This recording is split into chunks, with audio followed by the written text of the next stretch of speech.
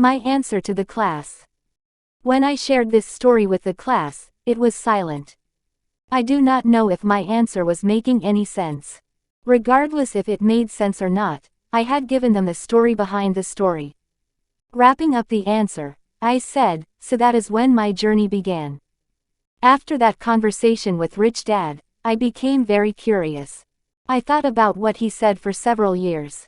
The more I thought about it, the more what he said became a possibility. When I was in my early 30s, I knew I had to push my reality. I knew my school days with Rich Dad were over. I knew Rich Dad could not teach me much more or give me any more answers until I decided to change my reality and begin my journey. More answers were not going to help. I needed a new expanded reality. I knew it was time to leave the nest, as they say. I did not know if such a world existed, but I wanted it to exist. So my journey began once I made the decision that such a world was possible. With that decision, I went looking for that world, a world where there is no risk and a world that does not take money to make money. I was tired of looking in the mirror and not liking what I saw. That is when I went looking for a world through the looking glass. The class remained silent. I could sense that some of them were open to the idea, and some were fighting it. A student raised his hand and said, "So you believed such a world existed? Is that what you're telling us?" I did not answer his question. Instead, I just continued on with the story.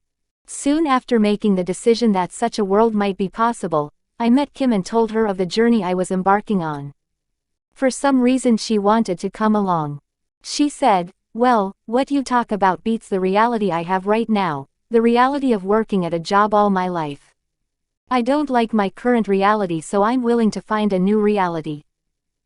The student who was trying to get me to answer his question finally put his hand down and just listened. Kim was the first woman I met who was willing to entertain such a crazy thought. I was hesitant about telling her, yet she did not fight my ideas. Instead, she listened for days as I told her of the world I thought might be possible. That was when our journey began. It was not about money, but more about a search for a different world. So I faithfully say to you all that, more than anything else, it was the search for that world that kept Kim and me going. Once we made the decision, we began our journey through the looking glass. We knew that once we started the journey we needed to be brave, be humble, study, keep learning, learn quickly as lessons appeared, and most importantly, we kept pushing our reality, for we knew the journey was a journey only in our hearts and in our minds. We knew the journey had little to do with the world outside of us, and everything to do with the realities inside of us. When times got really bad, it was this search of a different reality, a different world, that ultimately kept us going. Once the journey began, we knew we were never turning back. That search for a different world is what kept us going. There was a long silence in the room. Suddenly, a student shot her hand up in the air and asked, "So did you find it? Tell me if you found it. If it does exist, I want to go there. I don't want to spend 50 years of my life working for money. I don't want to spend a lifetime taking orders from money, living in fear of not having enough money. Tell me if another type of world exists." I paused for a moment, doing to them as Rich Dad had done to me years and years ago, allowing them the time to listen to their own realities. "That is for you to decide," I finally responded after an extended silence. "It is not what I believe. It is what you believe exists. If you think such a world exists for you, then you'll go through the looking glass. If not, then you'll stay on this side of the looking glass, looking at you. When it comes to money, you have the power to decide what is real and what kind of reality you want to live in." The class was over. Most of the class was in deep thought. As I finished packing my briefcase, I turned to them and said, "Thank you for your attention. Thank you for listening. Class is dismissed." In closing, in the fall of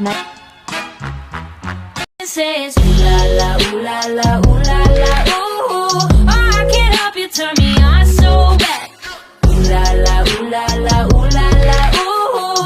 I just can't seem to get you off my head. Speechless with every single kiss, the one thing rolling off my lips is ooh la la, ooh la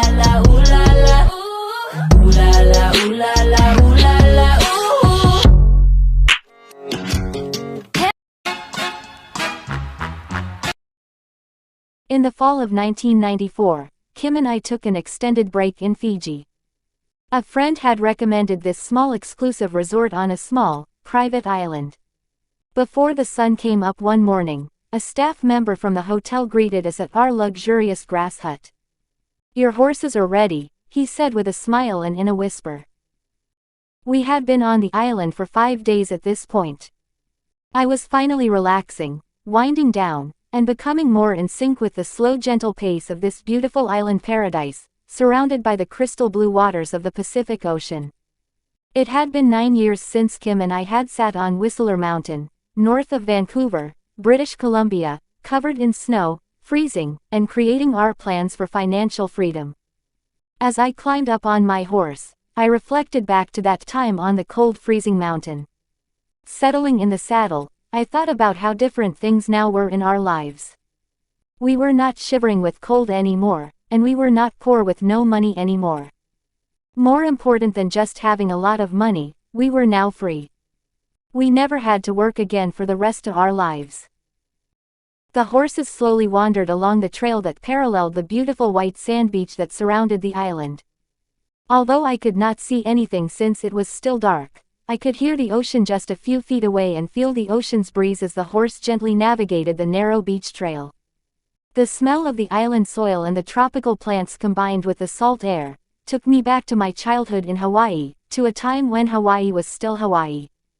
Although the horse ride was a short one, the memories that came back spanned a lifetime. After a half-hour ride, the staff member from the hotel stopped the horses and assisted us to the ground. In the near distance, I could see several candles dancing in the wind. The guide took our hands and gently walked us toward the candles.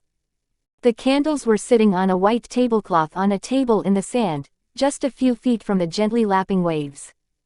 The staff member sat Kim and me at the only table in the most beautiful restaurant in the world.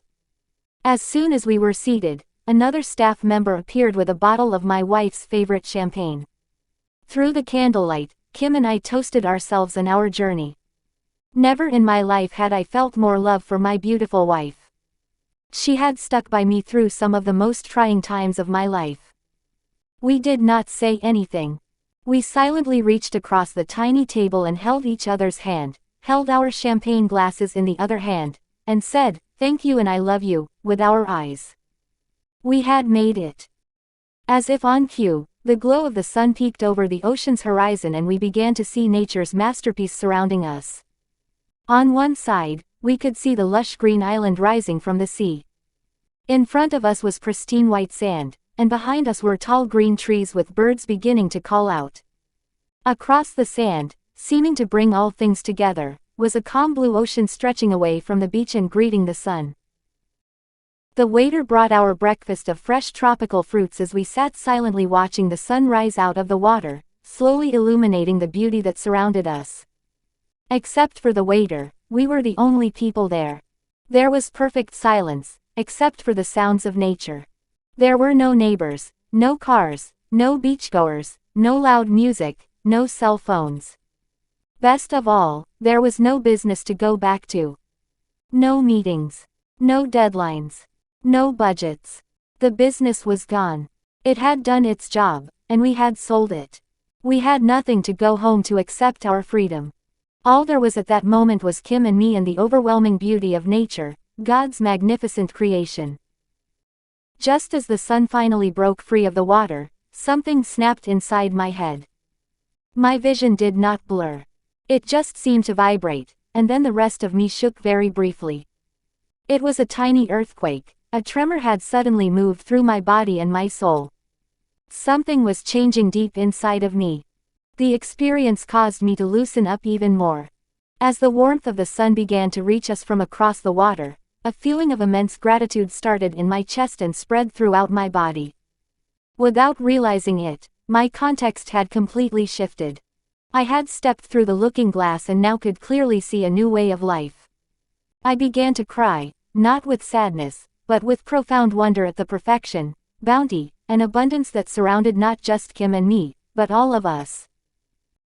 Slowly, I realized that too much of the time, my fear of not being enough or not having enough prevented me from allowing the abundance that life here on earth offers. I realized that my personal struggle to become rich was primarily my personal struggle against my fear of being poor. I also realized why my rich dad always said, "It is your fear that makes you your own prisoner." It is your fear that locks you in your own cell, a prison that does not let the abundance of God in. My mind drifted back to my youth and I could hear him saying, "Too often we think we are alone and we have to survive on our own. Too often we believe that, in order to survive, we need to do our job on our own. We are often taught that it is the survival of the fittest and if we are not fit, we do not survive. That is the way a prisoner thinks. Many people are financial prisoners of their fears. That is why they cling to threads of security, become greedy, and fight for scraps of money like starving dogs fighting over a meatless bone, rather than seek financial freedom. Finding your own freedom is easy. All you have to do is first look and see what God wants done, and then do what God wants done with the gifts that God has given you. If you will faithfully do that, the abundance of God will pour into your life. Life is not about earning a living. Just look at the birds, the plants, and all of nature's creations around you. Birds don't earn a living. Birds and God's other creatures simply do what they were sent here to do. If you will simply trust in God and do what you were sent here to do, God's abundance will be with you forever. Rich Dad also said, "You don't have to do the bird's job. The bird is already doing it." He said that because he saw too many humans competing for jobs, rather than looking to see what needs to be done. He said, "If you will look to see what needs to be done, and do what needs to be done, you will tap into God's abundance." Kim and I sat at our little table on the beach for another hour. For the first time in my life, I understood what Rich Dad was saying. I had not fully understood him before this. I still had my personal context or reality in the way of letting his words in.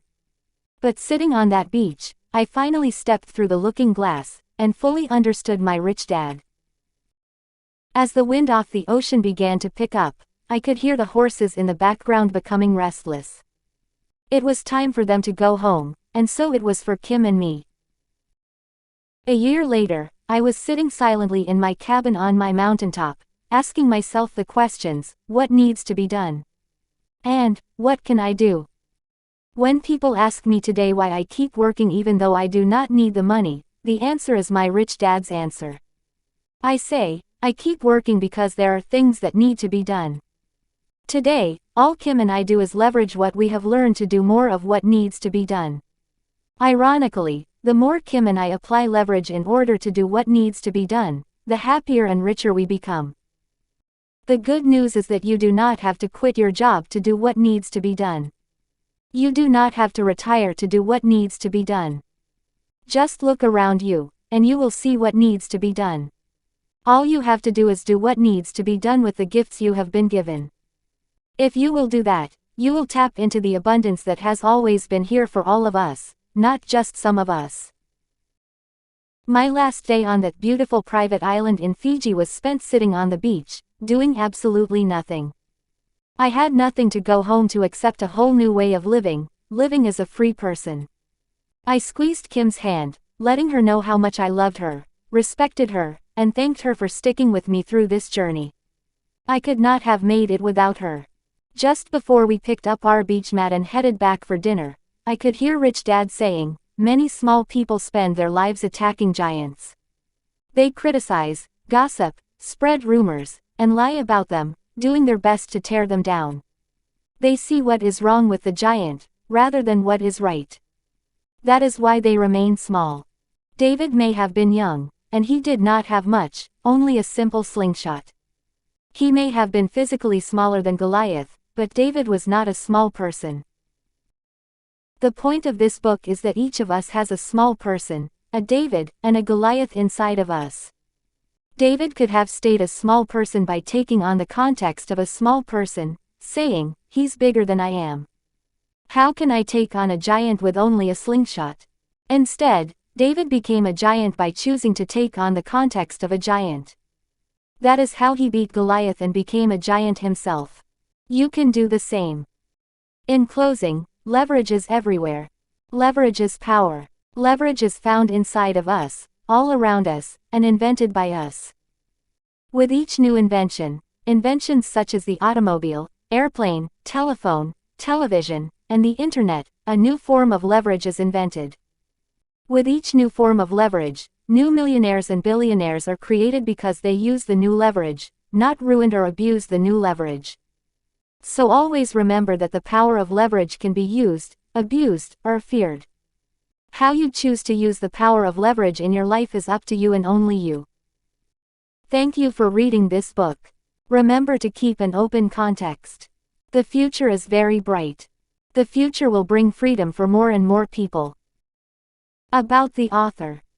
Robert Kiyosaki. Best known as the author of Rich Dad Poor Dad, the #1 personal finance book of all time, Robert Kiyosaki has challenged and changed the way tens of millions of people around the world think about money. He is an entrepreneur, educator, an investor who believes the world needs more entrepreneurs who will create jobs. With perspectives on money and investing that often contradict conventional wisdom, Robert has earned an international reputation for straight talk, irreverence, and courage, and has become a passionate and outspoken advocate for financial education. Robert and Kim Kiyosaki are founders of the Rich Dad Company, a financial education company, and creators of the cash flow games. In 2014, the company will leverage the global success of the Rich Dad games in the launch of a new and breakthrough offering in mobile and online gaming. Robert has been heralded as a visionary who has a gift for simplifying complex concepts, ideas related to money, investing, finance, and economics, and has shared his personal journey to financial freedom in ways that resonate with audiences of all ages and backgrounds. His core principles and messages, like, your house is not an asset, and, invest for cash flow, and, savers or losers, have ignited a firestorm of criticism and ridicule. Only to have played out on the world economic stage over the past decade in ways that were both unsettling and prophetic. His point of view is that, old advice, go to college, get a good job, save money, get out of debt, invest for the long term, and diversify, has become obsolete advice in today's fast-paced information age. His Rich Dad philosophies and messages challenge the status quo. His teachings encourage people to become financially educated and to take an active role in investing for their future. The author of 19 books, including the international blockbuster Rich Dad Poor Dad, Robert has been a featured guest with media outlets in every corner of the world, from CNN, the BBC, Fox News, Al Jazeera, GBTV and PBS, to Larry King Live, Oprah, People's Daily, Sydney Morning Herald, The Doctors, Straits Times, Bloomberg, NPR, USA Today, and hundreds of others, and his books have topped international bestsellers lists for more than a decade. He continues to teach and inspire audiences around the world. His most recent books include Unfair Advantage, The Power of Financial Education, Midas Touch, the second book he has co-authored with Donald Trump, and Why Students Work for Students. To learn more, visit richdad.com by Robert T. Kiyosaki.